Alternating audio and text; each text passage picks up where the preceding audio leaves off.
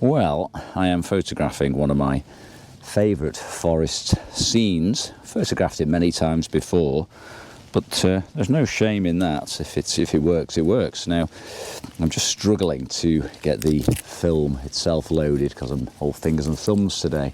So just give me a second. Now, it may seem an odd choice to you that I'm shooting an 800 speed colour negative film in a forest where I've got a tripod and ample time to set up and use slow shutter speeds. Well, the reason I'm doing that is because I actually prefer the look of this 800 speed portrait to a lot of the slower films. See, the thing is that photography is not defined by grainless, sharp, noise-free images. For me anyway, that's not what makes a good picture. What makes a good picture is something you look at and you say, I like that. Now, I like the way this particular film renders colours. I like its grain structure, and I love it in the 6x6 Bronica format, so that's why I'm shooting it. So let me just walk you into this beautiful scene, because the GoPro is very wide and my lens is a standard lens. I have this tree which is going to form the sort of third, and I don't like using that term, but it is forming the third of the scene, and I've got this area here with some greenery. There are some nice bright spots. Now, I like the bright spot in the middle because your eye goes through the scene to the bright spot. That's the way our eyes work. They're drawn to bright areas first. I do have some bright light coming through the trees and bushes, the branches, but I don't mind that because it is ultimately bounded by other ones, so it's not running out of the frame. You see here, look, that for me would run out of the frame there. I don't like that bright area there. I have to have it bounded by something. Just my preference.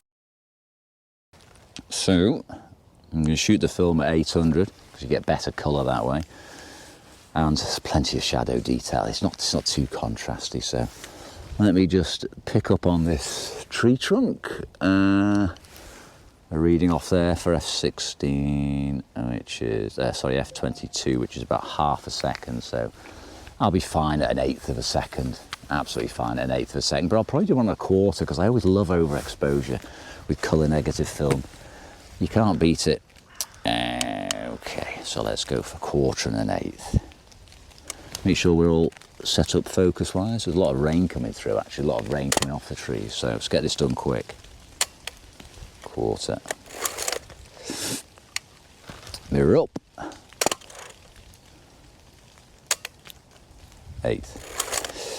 Great stuff, what a good start.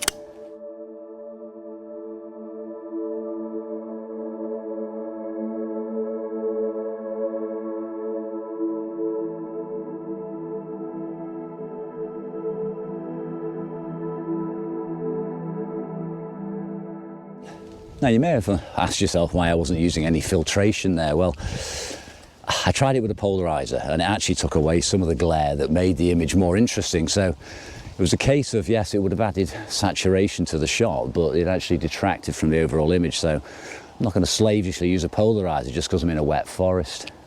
And the other thing about that shot is it was something I've shot before, and the reason is I'm not feeling motivated today. I mean, I've got a chest cold, so I needed something which was going to get me started, hence the choice of an old favourite.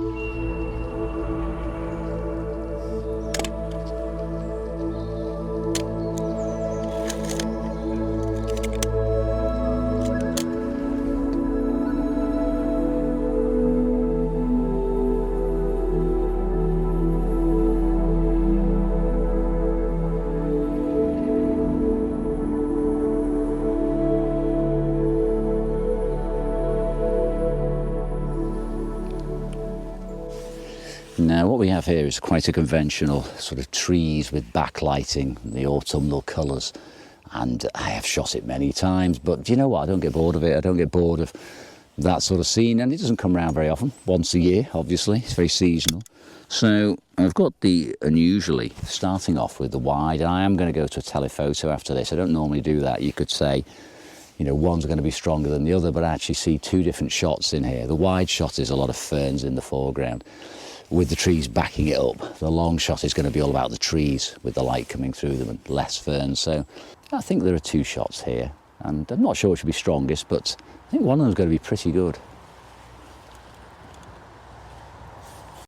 Now, in these strongly backlit scenes, it can be quite tricky sometimes to get the metering right. Now, what I'm going to do here is I'm not worried about detail in these tree trunks. They're silhouetted to my eyes anyway, so they can go black. But I don't want this foliage here to be black, or this foliage here. So I'm going to meet around here, treat that like a zone 3 in black and white, and open up a couple of stops.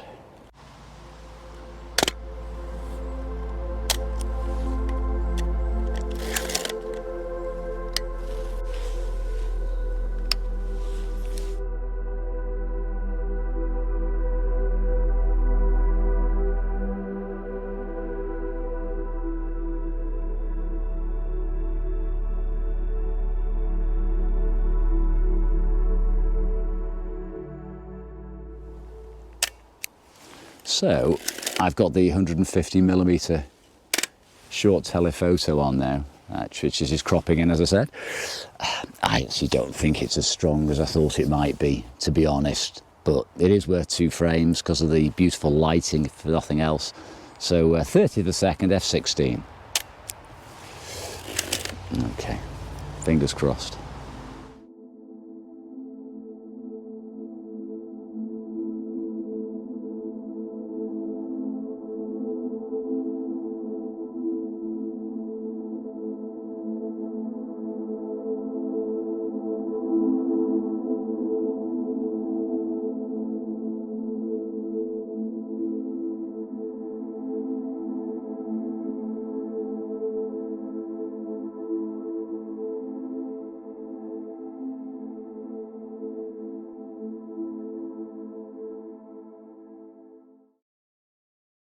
Now, in what is my final shot of the day, probably, I'm going for a, this is more of a close-up, one of those intimate nature shots, whatever that means.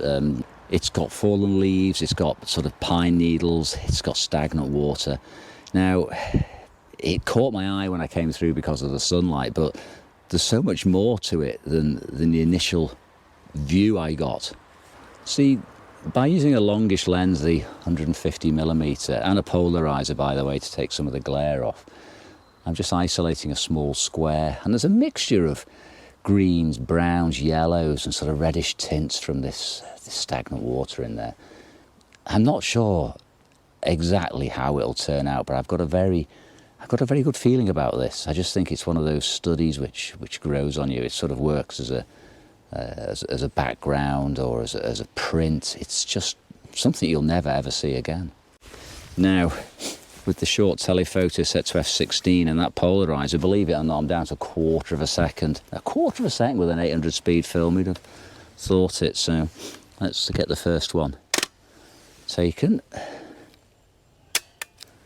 Lovely.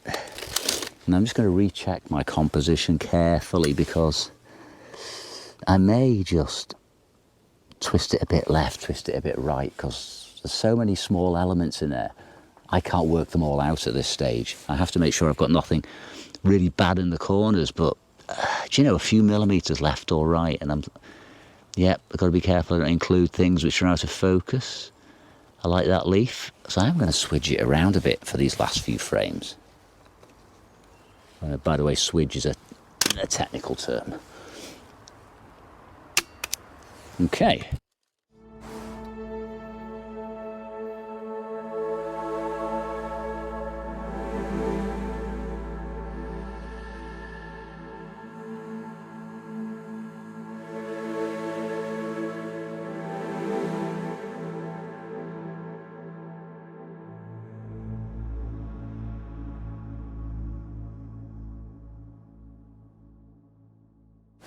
So there we go, a quiet day in the forest. Again, not earth-shattering, but very satisfying. I did enjoy shooting that colour film, and hopefully I'll be back again soon. So thanks for watching as ever, and I will see you when I see you.